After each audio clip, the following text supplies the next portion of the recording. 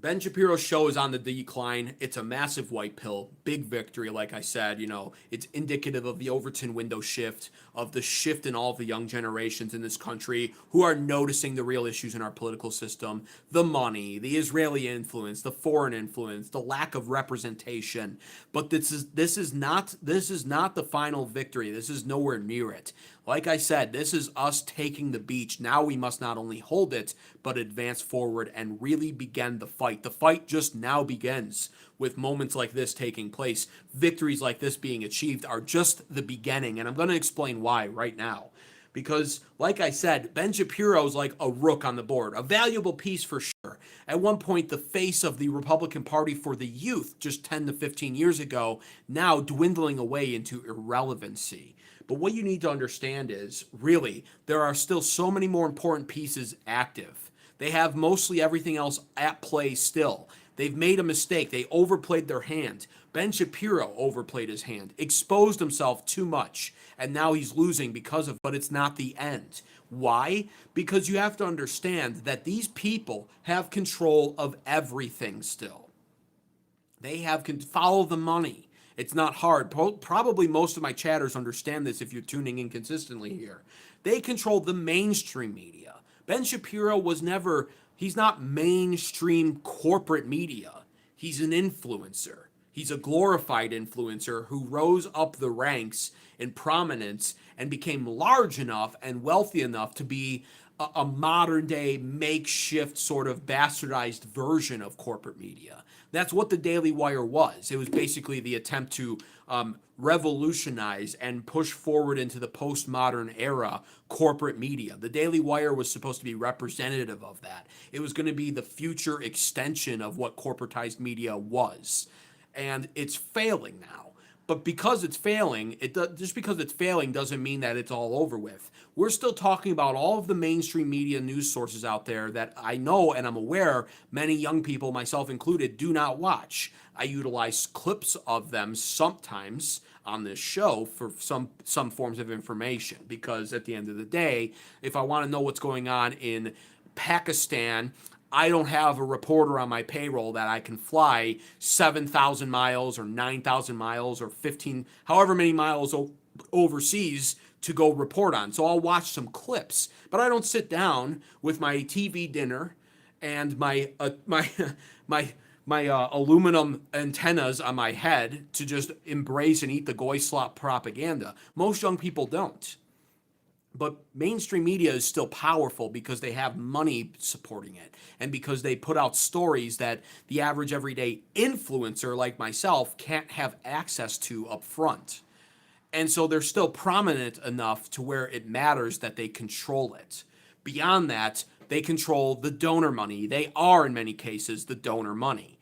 And the donor money is what sways many of our elections. In fact, we're starting to see that, hopefully it doesn't conclude this way, with Thomas Massie, who's going to be the second story that I cover live on this show in a little bit here. And really, I'm going to weave the Thomas Massie story, all the newfound allegations being pushed out about him, and the conspicuous timing of it. That's going to tie into this right now, and we'll get to that a little bit later. But the big donor money sways elections. We're talking about AIPAC and all of the super PACs that are never attributed or associated with AIPAC by the Israeli supporters. I can't tell you how many times I've received emails from people who are smart people. They're obviously well read and they have it down what their propaganda is. And I get emails about what I say on this channel about how AIPAC only contributes this amount to the elections. It's nothing. It's a $5,000 maximum donation per candidate. They can't possibly sway the elections. It's all a lie, they say. Well, here's the reality. There are super PACs that AIPAC uses as an extension that really is how they usher in millions upon millions of dollars. There are private donors. There's all kinds of loopholes that are exploited. I'm not going to take time to break all of it down, but this is the reality. So mainstream media is under their control. The donor money is mostly under their control. And in addition to that, they still control as a result, really, it's like a 2 plus 2 equals 4 equation here. Mainstream media plus donor money equals the political system completely in their control still, or mostly in their control, enough to where they decide everything. So we have to be humble. We all have to be humble as the youth and as the future of America here, and recognize that this is a win, but at the end of the day, this is a front lines victory. We've only just begun to fight. Ben Shapiro, we took the beach. Ben Shapiro was holding the beach. Many of his other lesser known stupid influencers that preach the same message as him are also becoming irrelevant, or are irrelevant, or can't even grow in relevancy. That's a win. It's a white pill win. It's a sign of better times to come, but we have to stay vigilant because this is just the beginning. So understand that, and really understand something, that for this reason, not to mention, by the way, yeah, that's really what I wanted to get into. It's for this reason that they control the mainstream media, that Ben Shapiro isn't going to go anywhere. And I have a great example of that. We've seen this story before, actually, or at least our parents actually have, really, if you have boomer parents. They've seen this story. It's called Mark Levin. And Mark Levin was a prominent conservative talking head. My mom said, "I love Mark Levin," she said to me the other day. And then I play some clips with that just frame him in the worst light possible. And she frowns at them and then realizes that maybe she shouldn't. But then she says, "Well, I still like them." They're stubborn, the boomers. They're stubborn in their psyop. They don't have an appetite for the truth, the majority of them. But Mark Levin is essentially what we can look at and determine Ben Shapiro's future to be.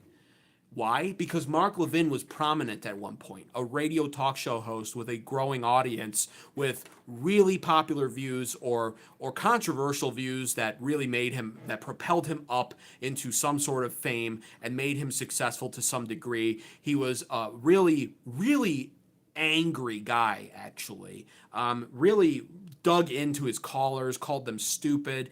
But, you know, what he did was a mix of like a shock jock and a conservative talking head to some degree. And he had his radio show, and people know the name. And he was popular at one point, and he was successful at one point. And what is he now? Mark Levin now is a sad, pathetic, short, aging Jewish little man who has a show on Fox on the weekends at like, what, midnight, when nobody's watching.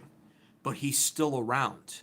Not only has his audience dwindled down to next to nothing, I mean, you go on his Rumble, you go on Mark Levin's Rumble channel with the name that he has, and you look at the videos that he posts, and I'm talking videos, he gets 50 views on Rumble on a video, 60. When it hits the algorithm on Rumble, right, 1,600 views on a video. This is Mark Levin. He's nothing now. He's dwindled away into nothingness, the same path Ben Shapiro's going. Yet for some reason, Mark Levin just got, I think, just a year or two ago, he got the Fox News deal for his weekend show at, I think it's 11 p.m. Again, nobody's watching. But Fox News signs him anyway. And he's even more bitter and more angry and more Israel first and more neocon-like. Beyond that, what else do we see? It doesn't even end there. That would be already sobering enough for you to make that realization that Mark Levin, by all accords, if we're going off of meritocracy, that is, right? You got to love that. I actually do think meritocracy is appropriate for America. I stand by that.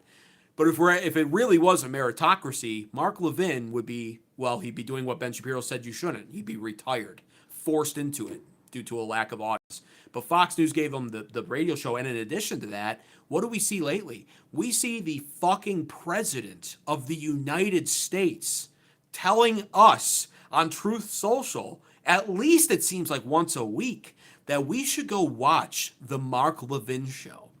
I think it's called Liberty with Levin.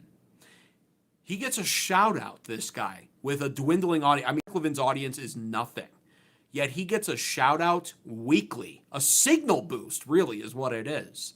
From President Donald Trump. Mark Levin, "Oh, that Mark Levin, he is so smart. I wish you stupid goy Americans who, for some reason, are really critical of this quagmire of an Iran war. It's a war that we've won 28 times, but gotten no concessions from Iran, but their government's fracturing, and we have control of the Strait of Hormuz, and they can't have nukes, and we're gonna get the enriched uranium, and we're gonna blow up Karg Island, and we're going to win for a 30th time. And Mark Levin understands, so you should go watch Mark Levin, because not only are you literally so stupid that I have to keep H-1B visas in so shit-eating Indians can come in and literally take your jobs from you, you scumbag stupid Americans, but also, you're so fucking dumb that you should go watch the short, balding, fat Jew on Fox News who only has a show Saturday and Sunday. Go check him out. He's way smarter than you, and he knows what he's talking about. That's like a Trump Truth Social post I see every single week. Sunday night. Trump is just enamored with him. But this is a guy who doesn't deserve that. This is where Ben Shapiro's heading, but that's also why I'm telling you Ben Shapiro's going nowhere. Because if Mark Levin is still prominent enough to not only have a Fox News show, but also be shouted out by the whole ass president, then what do you think Ben Shapiro's future is going to be? He's going to stay in the spotlight by any means necessary. He'll be pushed by other people who have infiltrated the systems and who are nationalists and like-minded ones at that, like he is, Israeli nationalists. They'll ensure he stays relevant enough to continue perpetuating all of the narratives and propaganda, pushing the propaganda and pushing out the narrative, the messaging that they want him to. So you understand that the influencers are like the outer shell or the beach, like I said. They're the first line of defense, the front lines. But they're not permitted to ever take the coward's way out and lose and retire and shrivel away into irrelevancy. No, when you serve this agenda and you become irrelevant, you have technically failed, but there is still good in their mind that they can get from you by keeping you relevant enough and powerful enough to keep putting out the message.